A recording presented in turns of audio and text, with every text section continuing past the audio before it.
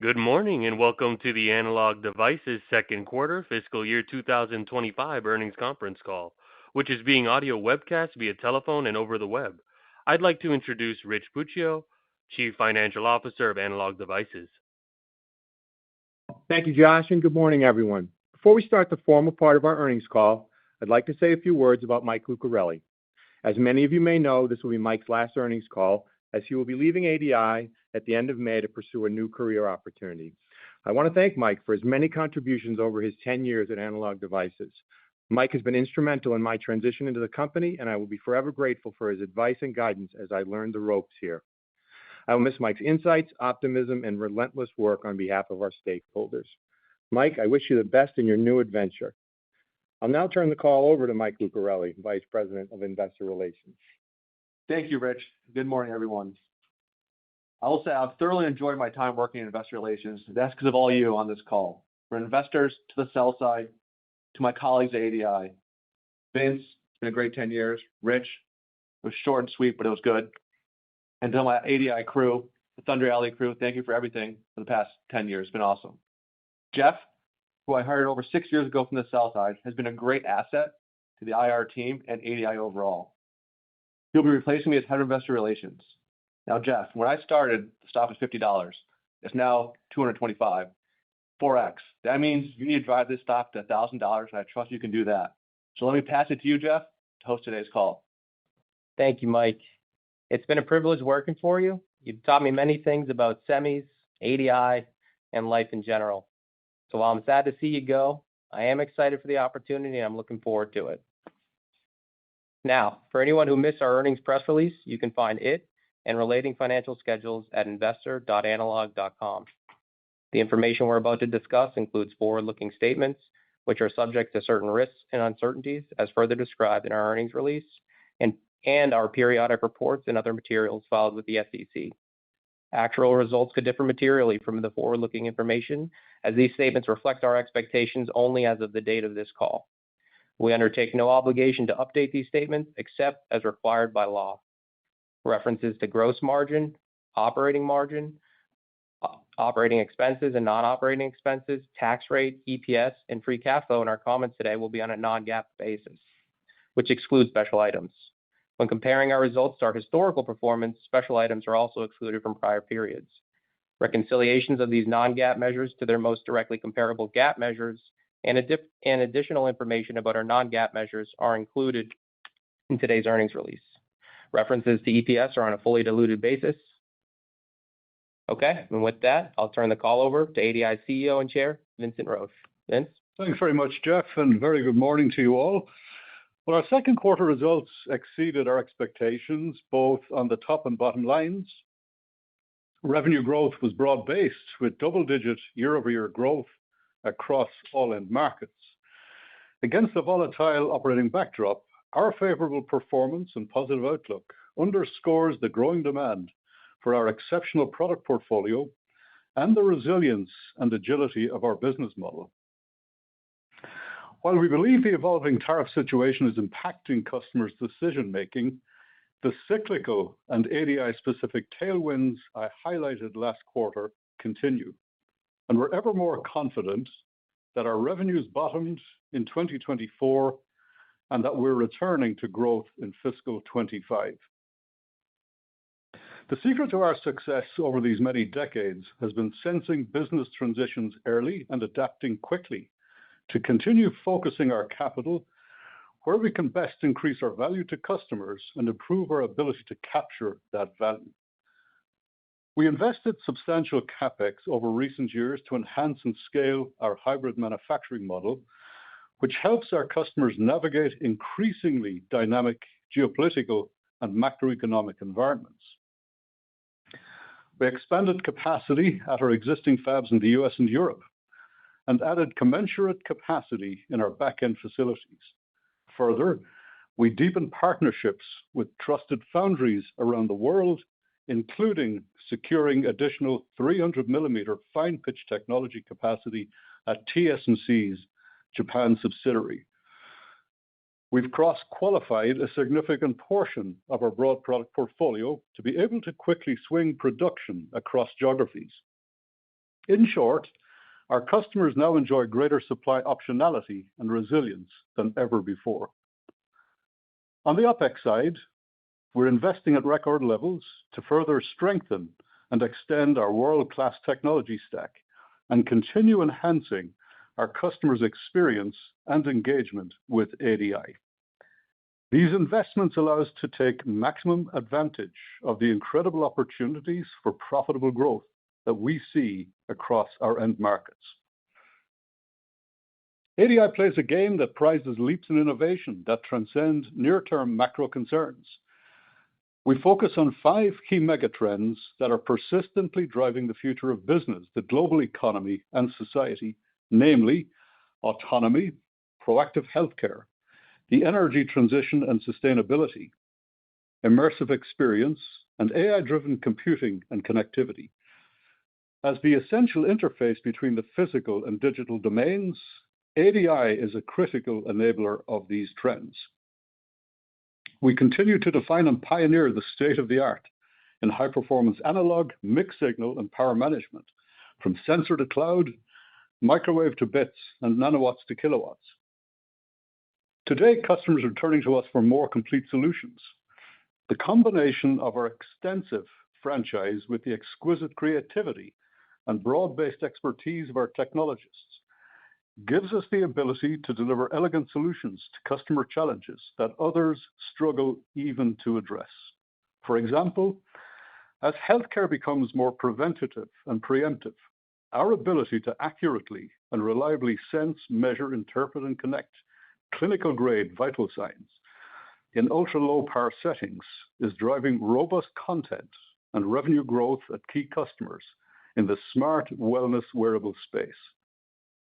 Within clinical care settings, our cutting-edge imaging and patient monitoring solutions are enabling earlier identification and diagnosis of disease, which can enable more effective treatment and better patient outcomes.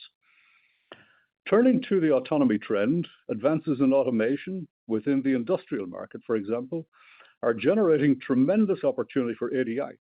The progression of robotics from fixed arm to autonomous and mobile to humanoid form factors requires ever greater quantities and integrations of sensing, edge computing, connectivity, and energy management, driving our content from hundreds of dollars in fixed robots today to potentially thousands in autonomous and humanoid robots.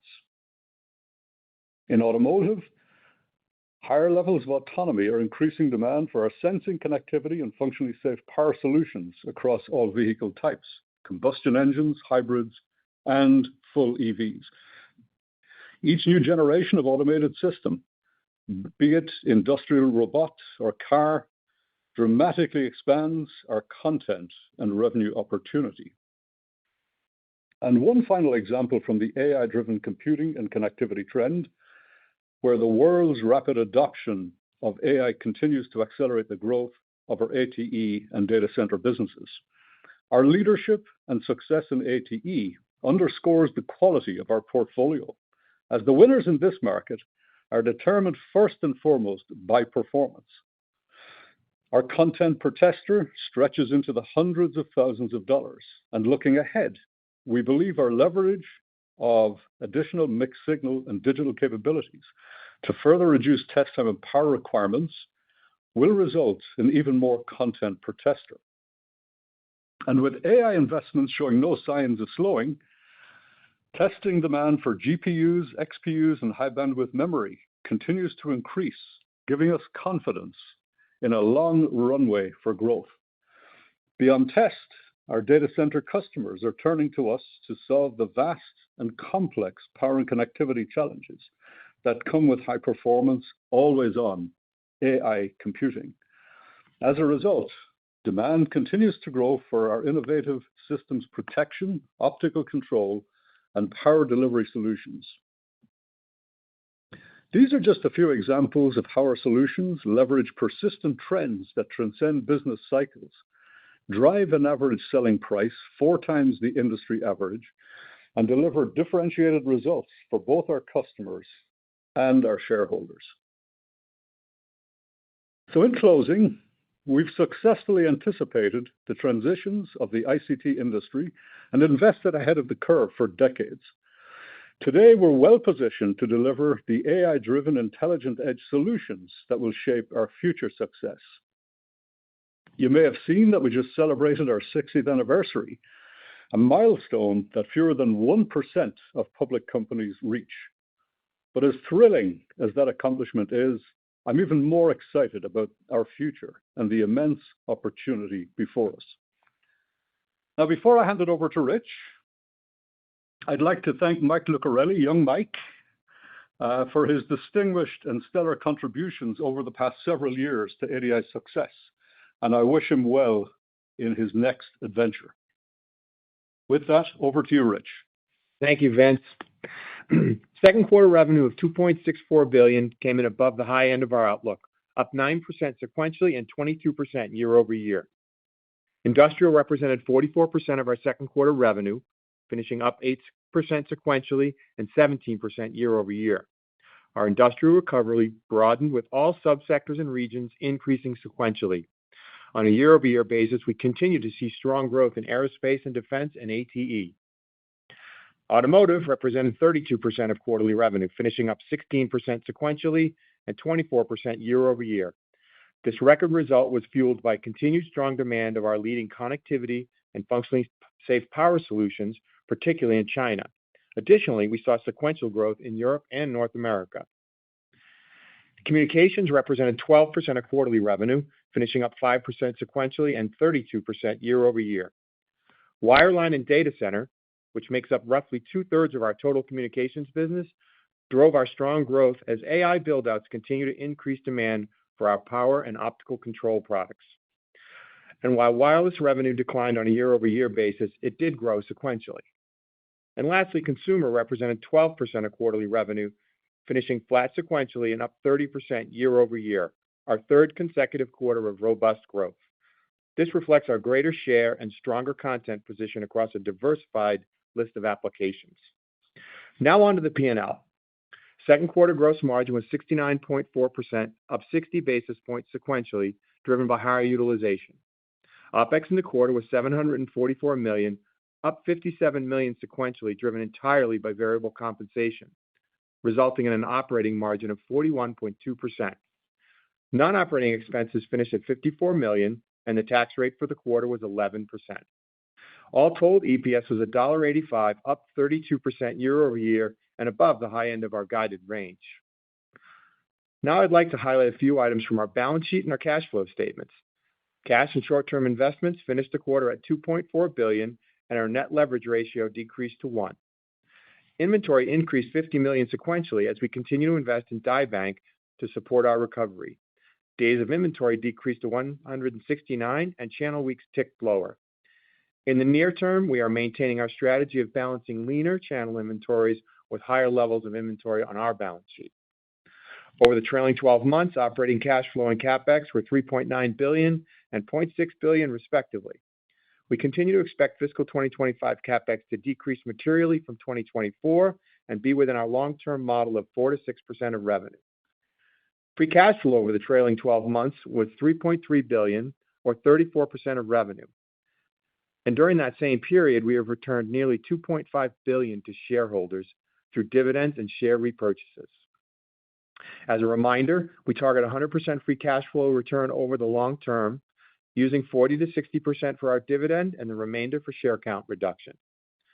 Before moving on to guidance for our fiscal third quarter, let me provide additional color on recent demand trends given the current backdrop.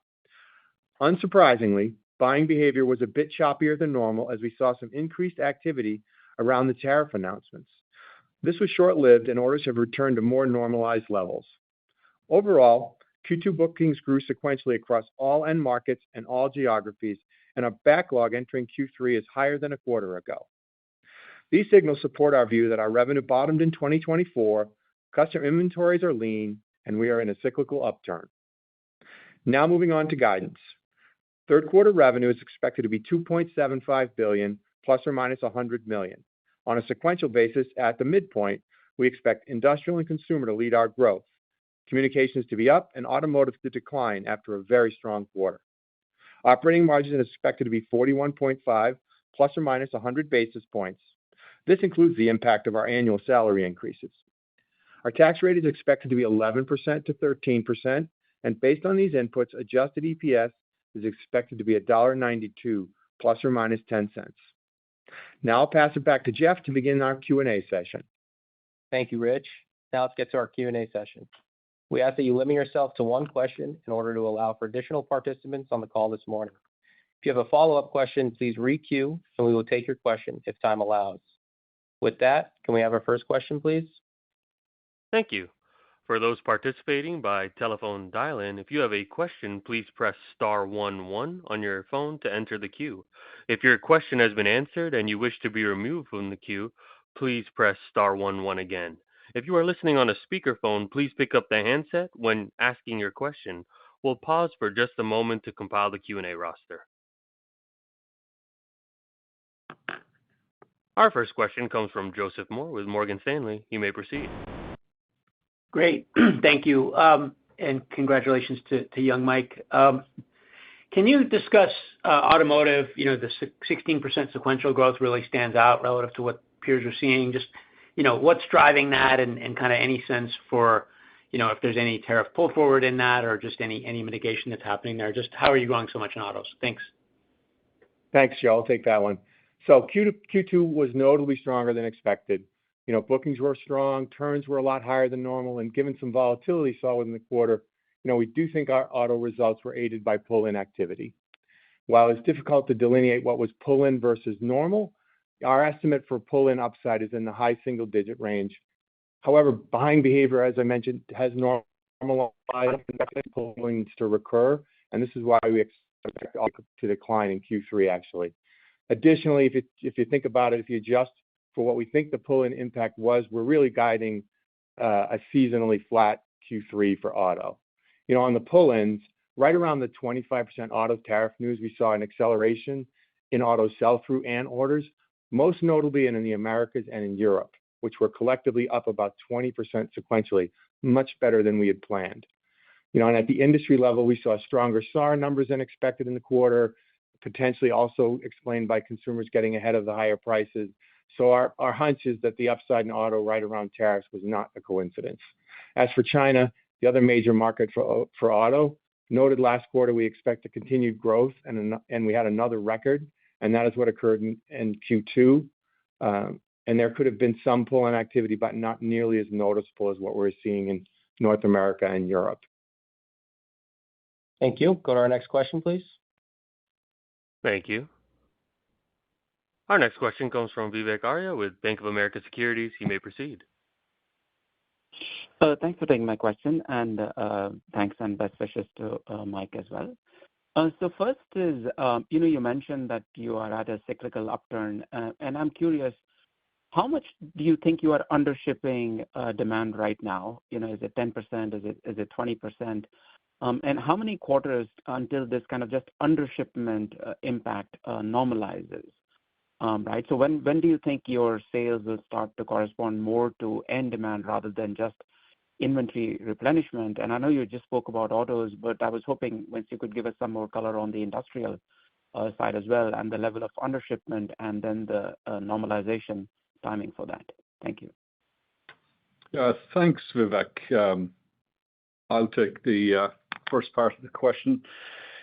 Yeah, so I think, look, we've seen we're in a period now where we've got cyclical tailwinds. We've kept the channel very, very lean. We've been under shipping industrial significantly, actually. I think more so than any other market over the past 2 years. My sense is we're getting back to a more kind of a normalized convergence between demand and supply in that area. We're still keeping, overall inventory, particularly in the channel, we're keeping it very, very lean. Putting more and more, as Rich said earlier, putting more inventory on our balance sheet to be ready for the upside. On the industrial side, so I think what we're saying is the core franchise of the business, automation, broad base of customers recovering nicely. And we've also seen some excellent examples of green shoots in the aerospace and defense and the AI test area, which I alluded to in my script. We've got a lot of new wins in healthcare and automation. So there's a good blend, I think, of kind of the legacy franchise and the new technologies pushing the company. So we've got cyclical tailwinds, and we've got idiosyncratic tailwinds as well, given the new products in the new applications. Yeah, and Vivek, what I'd add is I would say from a consumption perspective, we're probably still shipping 10+% below end consumption. But if you think about the outlook, if you take our guide, embedded in that guide is about 10% in growth in industrial, and at that midpoint, we will be shipping to end demand. And as we talked about, we'll continue to balance the channel inventory, but we will, at the midpoint, be expecting to ship into end demand in 3Q. Thank you. Next question, please. Thank you. Our next question comes from Harlan Sur with J.P. Morgan. You may proceed. Hey, good morning. Thank you for taking my question. And Mike, thanks for all the great support over the years, and best of luck in your future endeavors. Industrial automation, I think you guys touched on it a little bit, which is one of your larger subsegments within industrial. I believe it's about 25% of industrial segment. This was one of the last large subsegments to show recovery, given the tie-in to global manufacturing activity. Automation inflected, I think, in October of last year. It grew in January. Did you guys see further sequential growth in industrial automation in April? And then coincidentally, trade and tariff historically has driven weakness in automation as manufacturers pull back in the face of uncertainty. Are you seeing any changes in industrial automation order trends recently, especially out of China?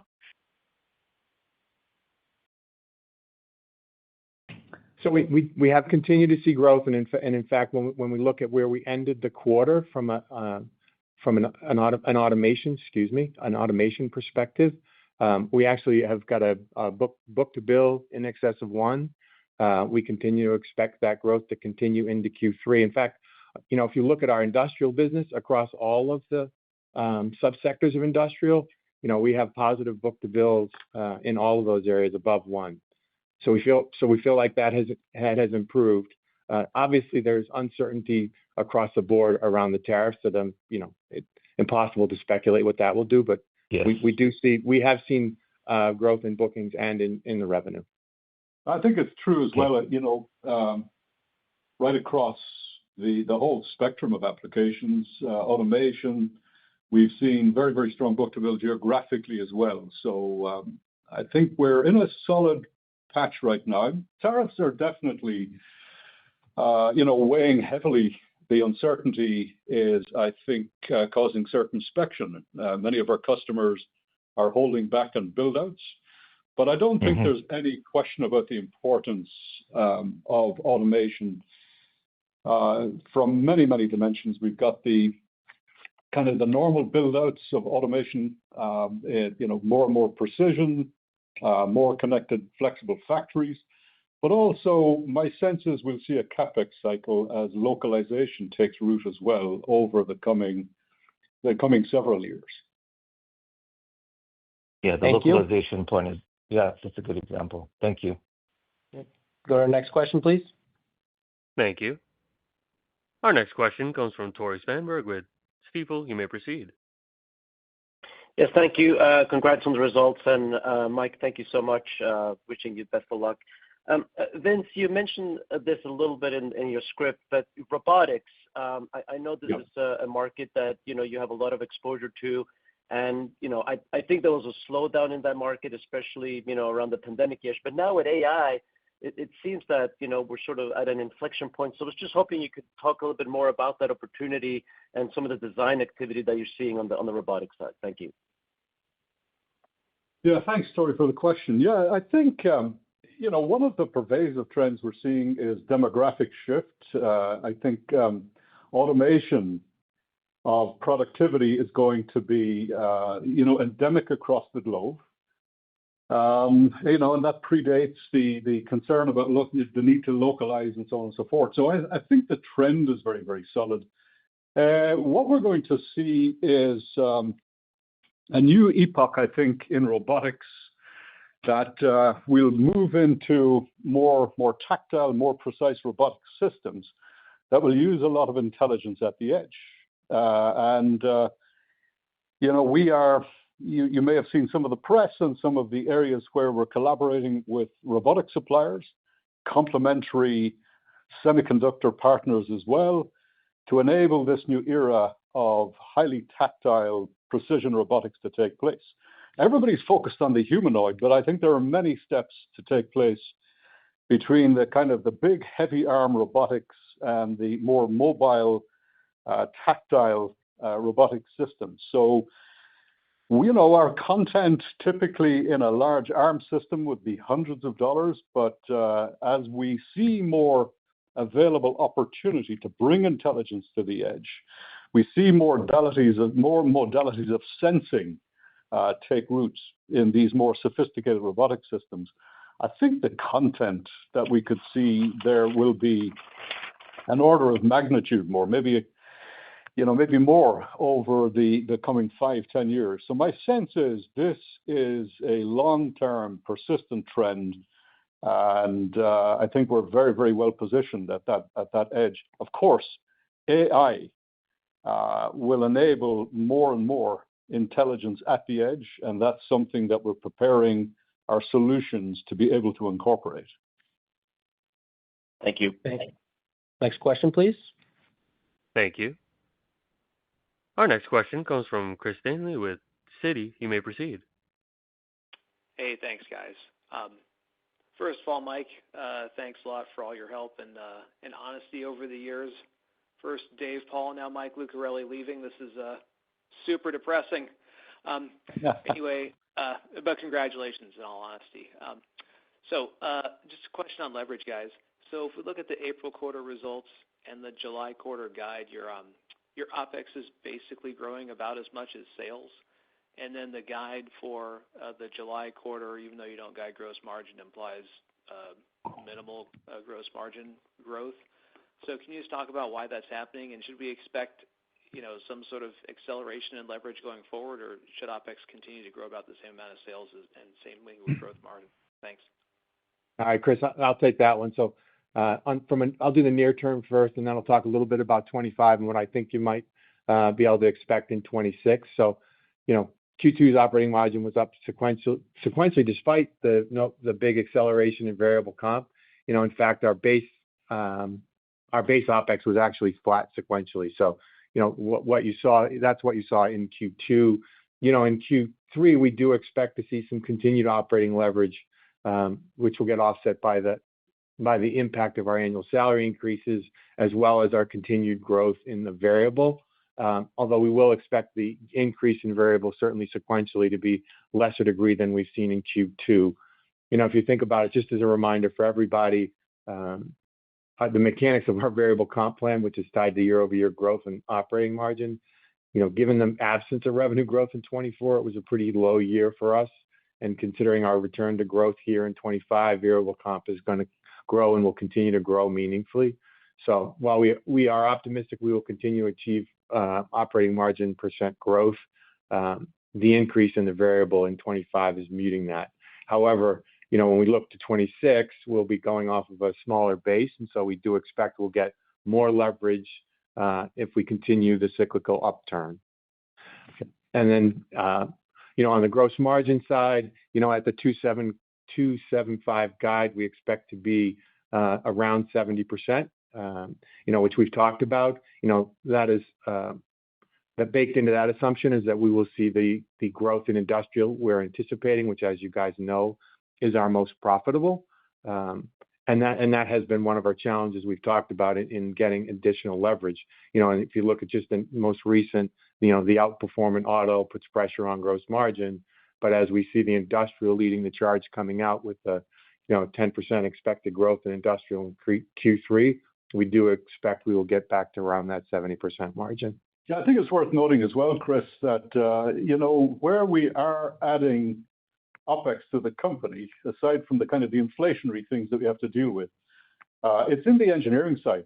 We see tremendous opportunity across more and more spaces for analog technology, power technology, but also digital and software. So we're judiciously adding talent where we need it, and that's a contributor to the OpEx, of course. But obviously, long term, we expect to get the returns and get the growth from these investments.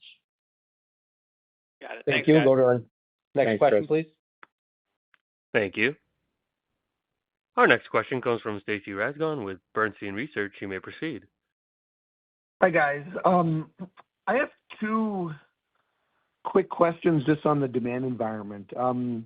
Just first, given the auto dynamics, you talked about, SAR and everything. What are your expectations for SAR and auto builds like into the second half of the year amid all the tariff uncertainty? Because I think autos are getting hit more by that. And then secondly, just I guess philosophically, you are seeing pull forward in auto. You don't seem to be seeing it in industrial.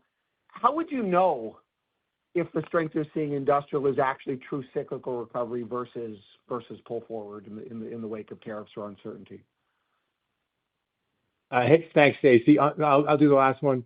One of the things we looked at as we were trying to assess what we thought might be pull-ins, as we track our ordering patterns and what our expectations around the ordering patterns were.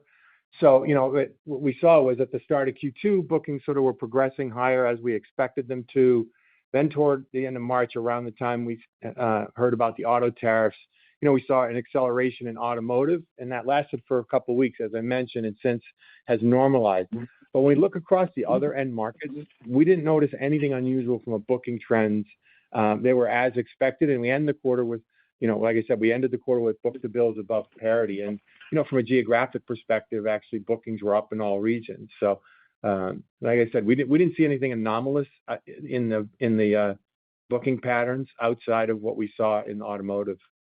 Yeah, I'd say, generally speaking, from the conversations we have with our industrial customers, it's kind of steady as she goes to some extent. There's no particular ire or anxiety around supply. So I think it's a pretty normal pattern. And as I said earlier, we're seeing a convergence between, ship in and sell through. Yeah, and Stacy, sorry, I skipped your first part of your question on SAR. Our expectation is, that we'll see SAR down in the back half.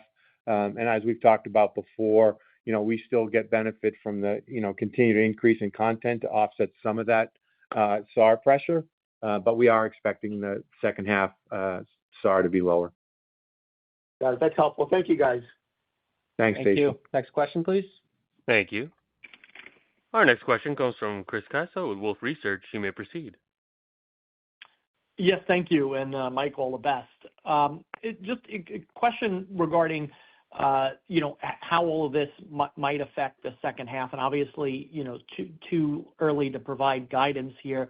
But, with respect to auto, with some of what you've seen now, as we go into the July quarter, do you think this has normalized such that, whatever happens going into the second half is really a reflection of true demand? And I guess, the same question for the industrial side as well. How should we be thinking about, the puts and takes as we go into the second half? Sure. I'll talk about a little bit about Q3. So, as I said, we do think we benefited from some pull-ins in Q2.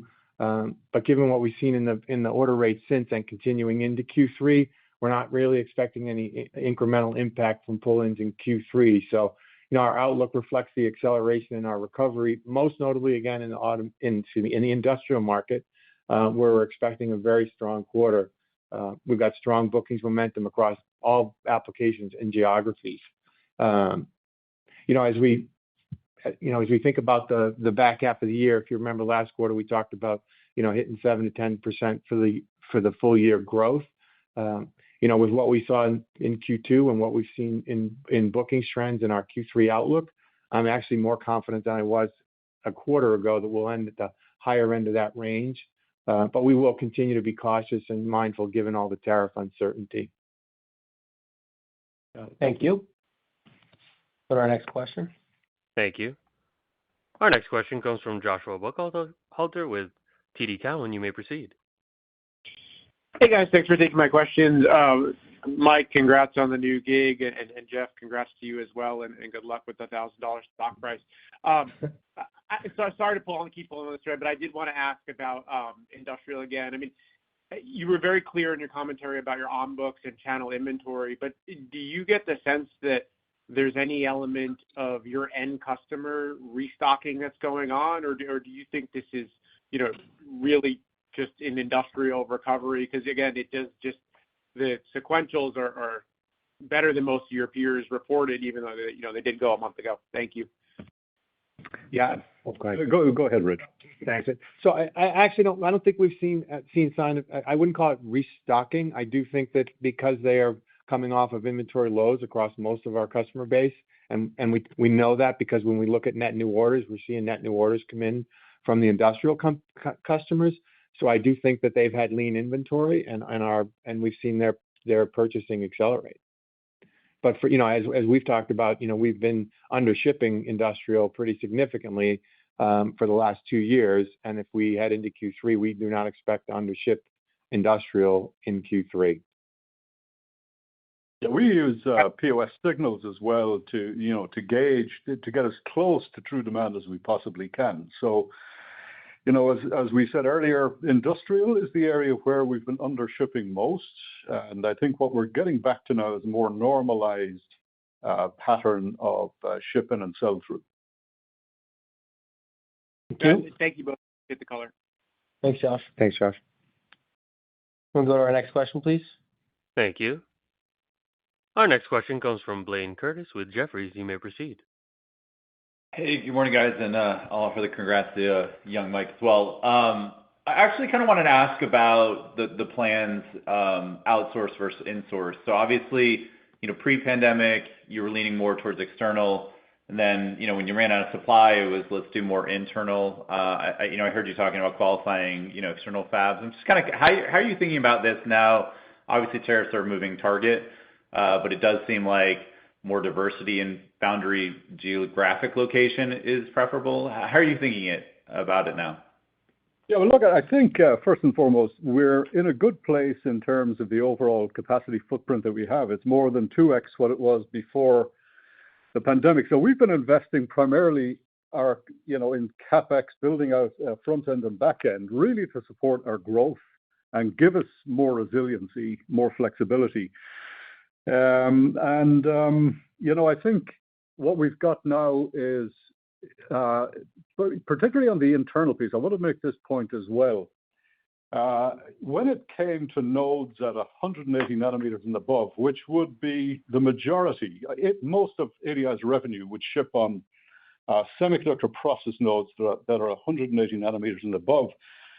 Essentially, there was no external investment in those nodes for many, many years. So we decided, that was an area that we're still developing a lot of new products on.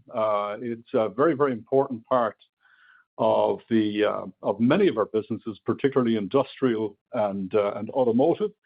So we decided to place the investments internally to make sure that we have sufficient growth upside and ability to capture the value that we're creating. So my sense is now we're, as I said, we've got more than 2x the internal capacity, and we've got this flexible swing between external and internal. From nodes from 5 nanometers, by the way, we're designing new products in 5 nanometers. So this business is characterized by massive diversity of semiconductor recipes. But, the ones that we can do internally to support the broad base of our business, we've secured our position there, and that we continue to partner with our key collaborators on the finer geometry nodes at kind of 90 nanometers and below. All right, that was our final question. Thanks, everyone, for joining us this morning. And with that, a copy of the transcript will be available on our website, and all available reconciliations and additional information can also be found at the quarterly results section of our investor relations site at investor.analog.com. Thanks again for joining us and your continued interest in Analog Devices. This concludes today's Analog Devices conference call. You may now disconnect.